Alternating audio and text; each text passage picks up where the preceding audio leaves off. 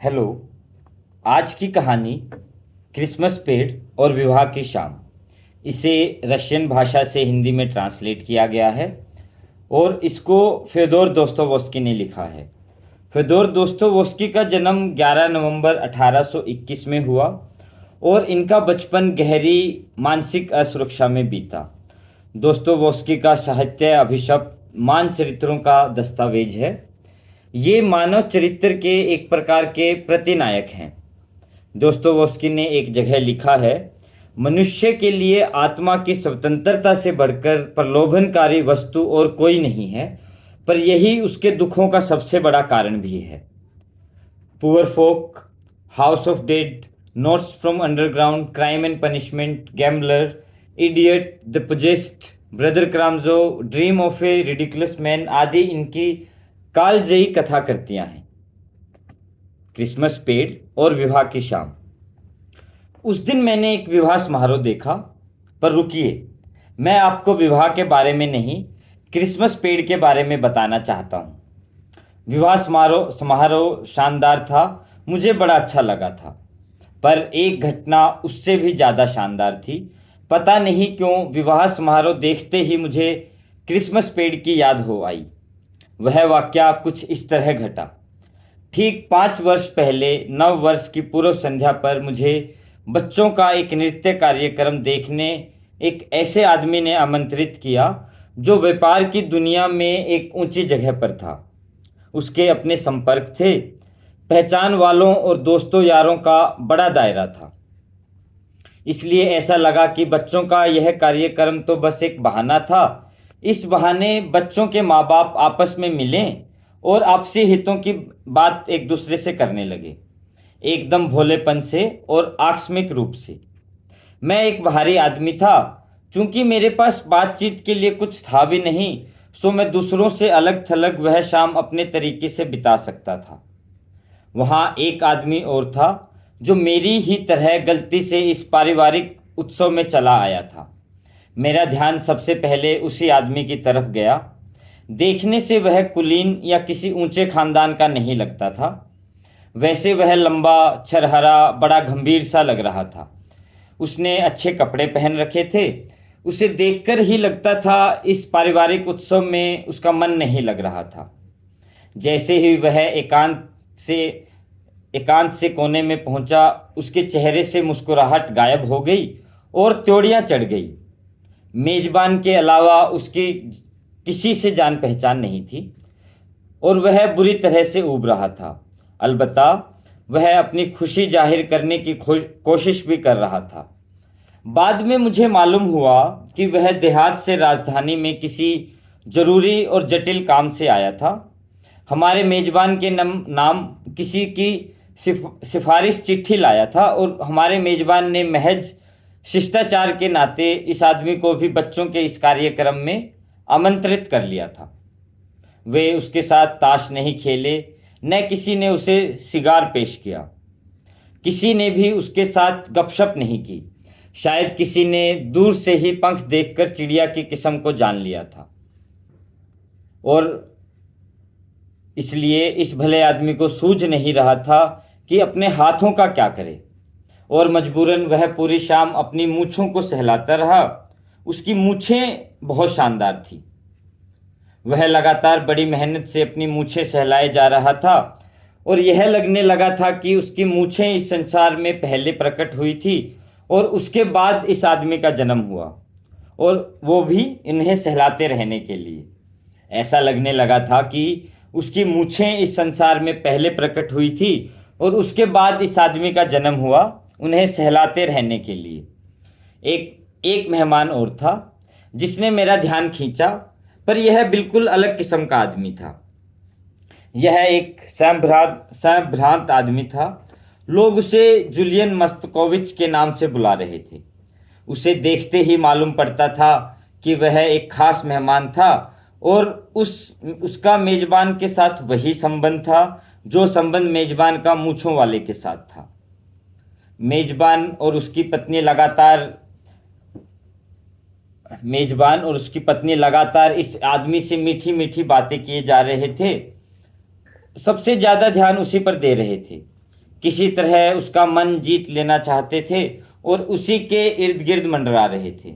उनकी कोशिश थी कि हर मेहमान को उसके पास लाकर उससे मिलाया जाए। उस आदमी को वे किसी के पास नहीं ले जा रहे थे। मैंने देखा जब जूलियन मस्कोविच ने कहा, इससे पहले शायद ही कभी इतनी खुशगवार शाम गुजरी है, तो यह सुनकर हमारे मेजबान की आंखें खुशी से भर आई थी। जाने क्यों इस स्वयं भ्रांत आदमी की मौजूदगी में मुझे बेचैनी सी होने लगी। इसलिए बच्चों के साथ थोड़ी देर अपना जी बहलाकर मैं बगल के एक छोटे से कमरे में चला गया। यह कमरा पूरी तरह खाली पड़ा था। इसके एक कोने में जहां सजावट के लिए बहुत से गमले रखे थे, मैं कुछ आड़ लेकर बैठ गया। कमरे में खेलते बच्चे बहुत प्यारे लग रहे थे। बड़ों से अलग उनकी अपनी एक अलग ही दुनिया थी। कमरे में खेलते उन्होंने बड़ों का सा व्यवहार करने से पूरी तरह इनकार कर दिया था। उनकी माताओं और गवर्नेंस की पूरी कोशिशों के बावजूद उनमें आपस में कोई मतभेद नहीं था। पल भर में ही बच्चों ने क्रिसमस पेड़ की सारी टॉफियां और मिठाइयां उतार ली थी और इसका पता चलने के पहले कि कौन सा खिलौना किसका है, आधे से ज़्यादा खिलौने तोड़ ताड़ डाले थे। इन बच्चों में एक बच्चा बहुत ही प्यारा था, काली आंखें, घुंघराले बालों वाला। जिस बच्चे पर सबसे ज़्यादा ध्यान इन बच्चों में एक बच्चा बहुत ही प्यारा था, काली आंखें, घुंघराले बालों वाला। वह बच्चा अपनी लकड़ी की बंदूक का निशाना जबरदस्ती मुझ पर बनाए जा रहा था। पर जिस बच्चे पर सबसे ज़्यादा ध्यान जाता था वह उसकी बहन थी। लगभग 11 साल की वह बच्ची बेहद सुंदर थी। बड़ी बड़ी सपनीली आंखों वाली वह लड़की काफ़ी शांत और समझदार लगती थी। बच्चों ने पता नहीं क्यों उसे नाराज कर दिया था और उन्हें छोड़कर वह भी इस कमरे में चली आई थी जहां मैं दुबका हुआ सा बैठा था। वह बच्ची वहां आकर एक कोने में अपनी गुड़िया के साथ बैठ गई। इसके पिता बहुत बड़े व्यापारी हैं। मेहमानों ने कुछ अचरज के अंदाज में एक दूसरे को बताया। उसके दहेज के लिए 3000 रूबल अभी से अलग रख छोड़े हैं। मैं जैसे ही यह देखने के लिए मुड़ा कि कौन लोग इस तरह की बात कर रहे हैं, मेरी नज़र जूलियन मस्कोविच की से टकराई।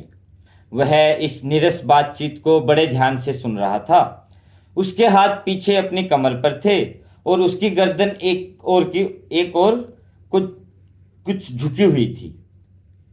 इस पूरे समय में बड़े गौर से अपने मेजबान को ही देखता रहा, जो बड़ी चतुराई से बच्चों को उपहार बांट रहा था।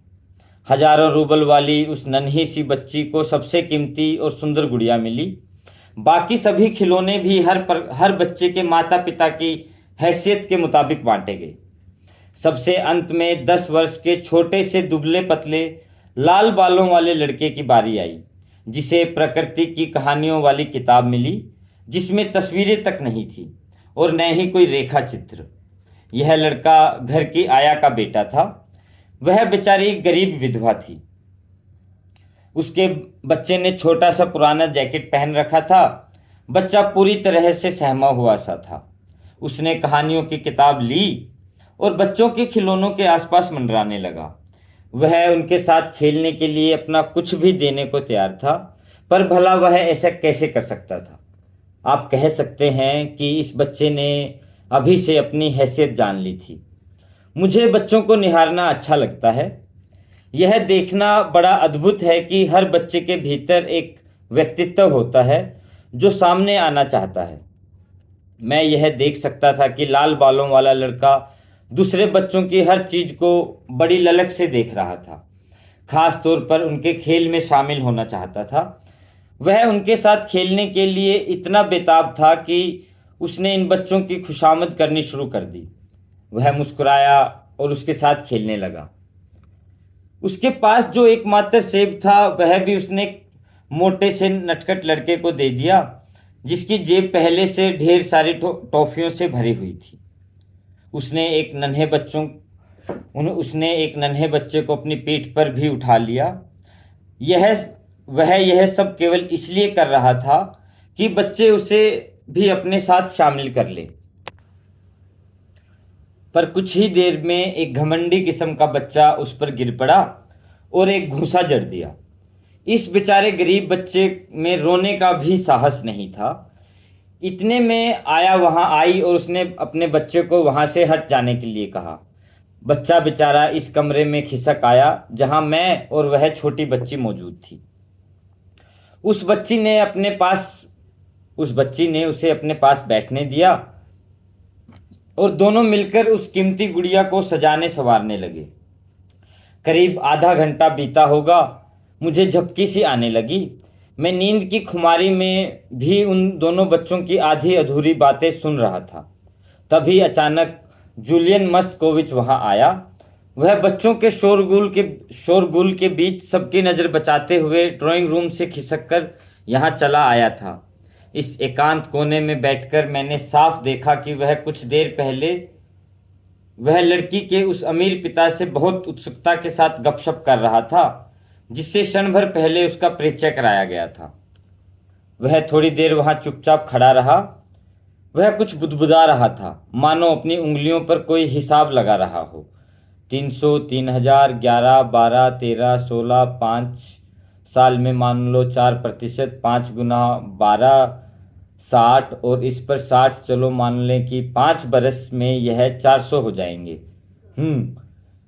पर यह खूसट बूढ़ा 4% से संतुष्ट होने वाला नहीं है। शायद उसे 8 अथवा 10% भी मिल सकते हैं। चलो मान ले 500, 500,000, कम से कम यह तो पक्का है। इससे अधिक कुछ भी जेब खर्च के लिए। उसने नाक साफ की और कमरे से बाहर जाने ही वाला था कि उसकी नज़र उस बच्ची पर पड़ी और वह ठिठक गया। मैं चूंकि पौधों के पीछे बैठा था, इसलिए मेरी ओर उसका ध्यान नहीं गया। मैं देख रहा था कि वह उत्तेजना में कांपने लगा था। शायद उसने जो हिसाब अभी लगाया था उससे वह विचलित सा हो गया था। वह अपनी हथेलियां मसलने लगा और कमरे में चहलकदमी करने लगा। उसकी उत्तेजना जैसे बढ़ती जा रही थी। आखिर उसने अपनी भावनाओं पर काबू पाया और वह कुछ स्थिर हुआ। उसने अपनी भावी वधू पर एक गहरी नज़र डाली। वह उसकी ओर बढ़ना चाहता था, पर फिर रुककर टकटकी बांध उसे निहारता रहा।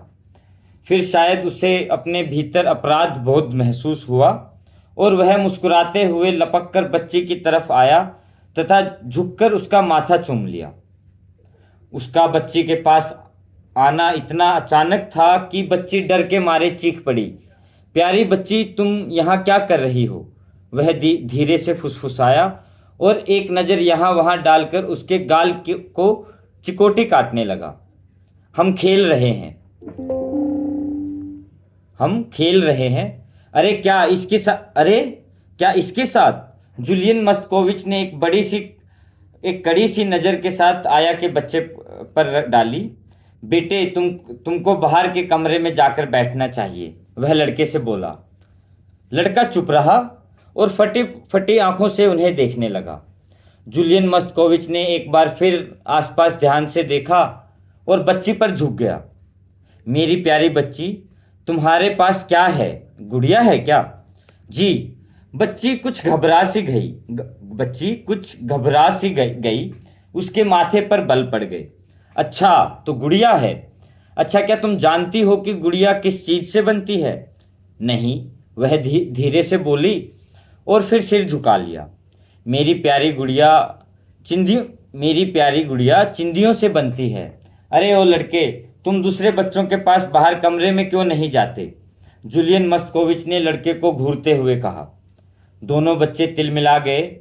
दोनों ने कसकर एक दूसरे को पकड़ लिया, मानो किसी भी हालत में एक दूसरे से अलग नहीं होंगे। क्या तुम जानती हो उन्होंने तुम्हें गुड़िया क्यों दी? जूलियन मस्तकोविच ने ज़्यादा कोमल स्वर में पूछा।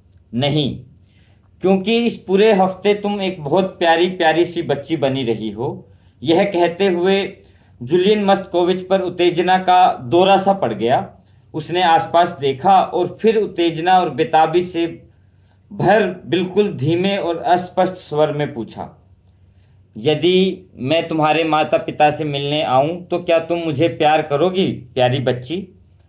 उसने नन्ही सी बच्ची को चूमने की कोशिश की, पर लाल बालों वाले लड़के ने देखा कि बच्ची बिल्कुल रुआंसी हो चुकी थी। उसने बच्ची का हाथ पकड़ लिया और वह भी सहानुभूति से जोर जोर से सुबकने लगा। यह देखकर वह आदमी भड़क उठा। चलो जाओ, तुम जाओ यहाँ से, दूसरे कमरे में जाओ, वहाँ दूसरे बच्चों के साथ खेलो। नहीं, मैं इसे नहीं जाने दूंगी, मैं नहीं जाने दूंगी इसे, आप जाइए यहाँ से। लड़की चीख कर बोली। उसे अकेला छोड़ दो, उसे बिल्कुल अकेला छोड़ दो। वह लगभग रोने से लगी थी। दरवाजे पर किसी की पदचाप सुनाई पड़ी। जुलियन मस्तकोविच तनकर खड़ा हो गया। लाल बालों वाला लड़का बेहद घबराया हुआ था।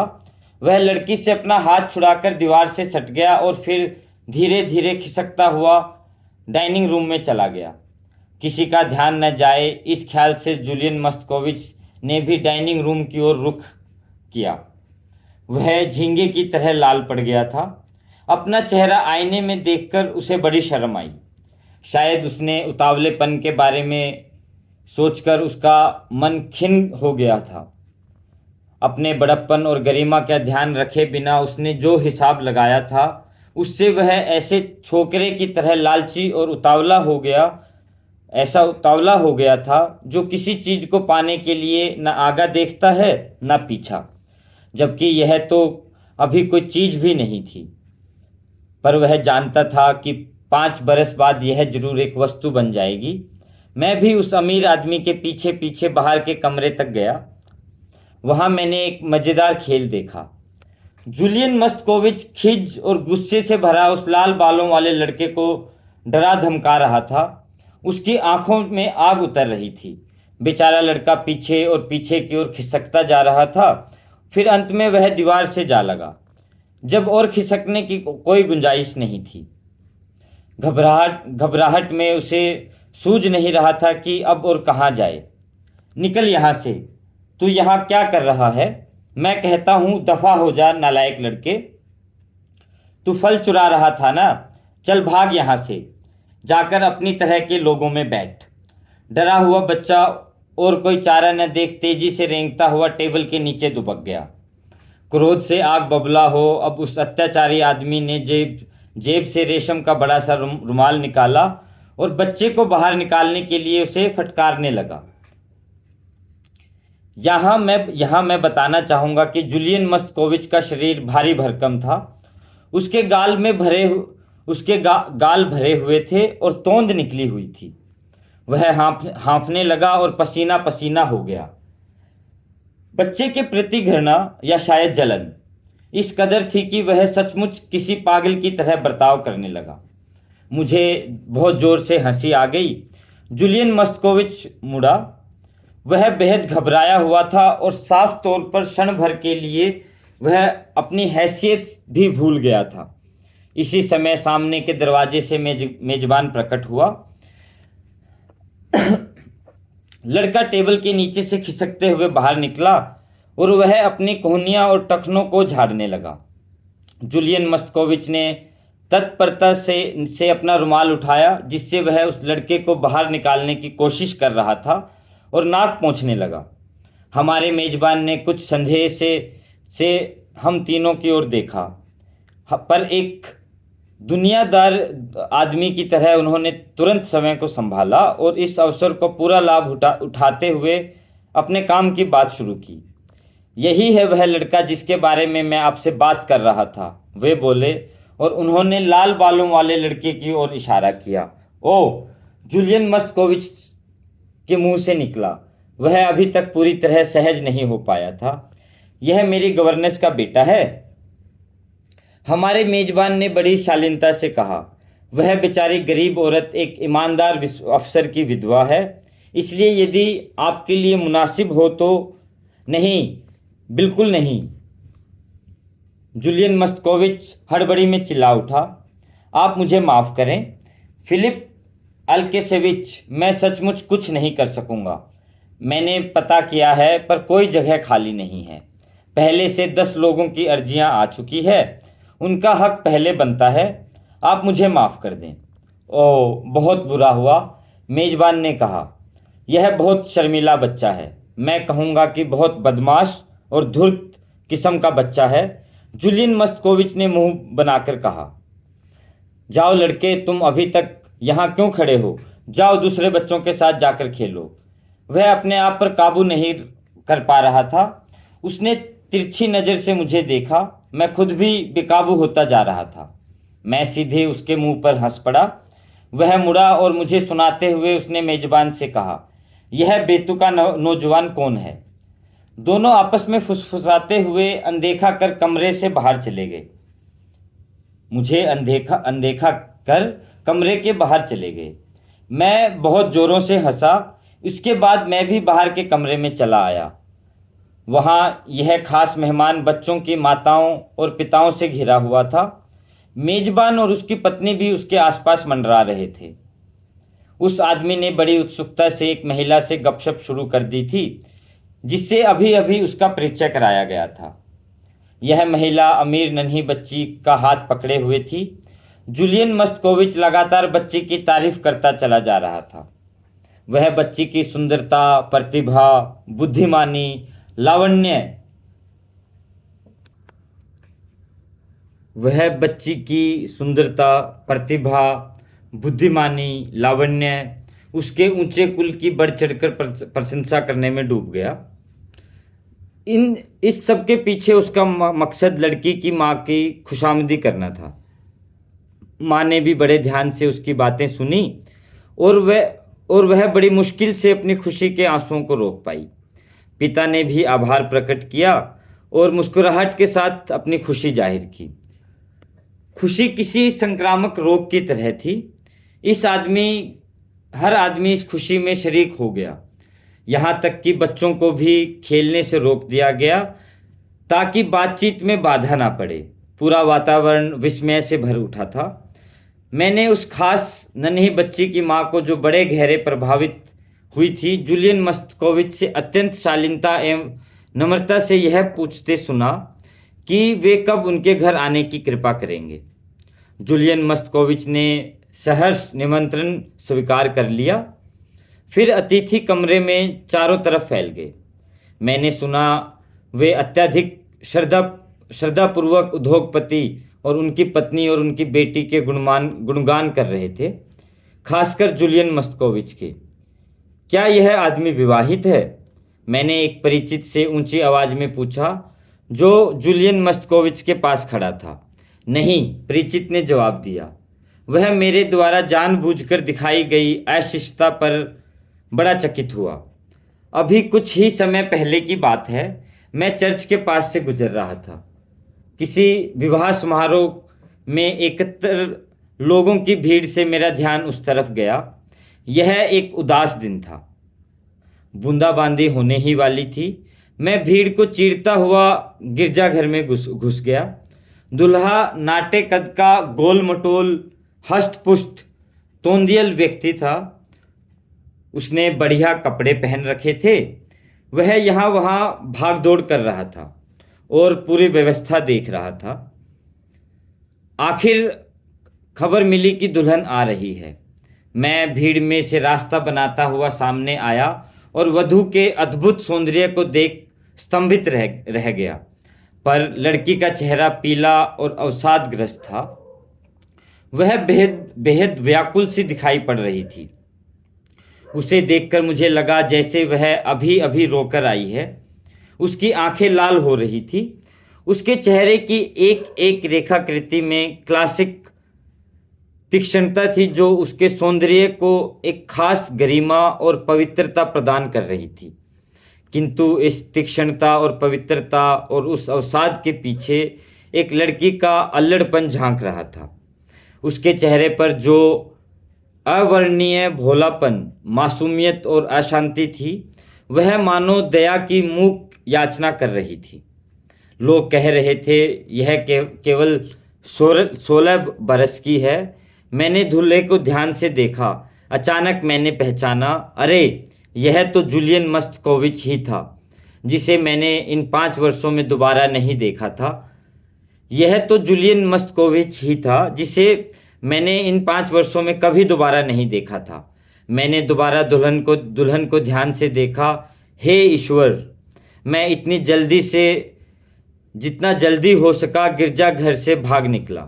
मुझे भीड़ में से वधू की धन दौलत, दहेज, 500,000 रूबल, उसके जेब खर्च आदि की तमाम बातें सुनाई दे रही थी। हाँ, फिर तो उसका हिसाब बिल्कुल सही था, मैंने गली से बाहर निकलते हुए सोचा।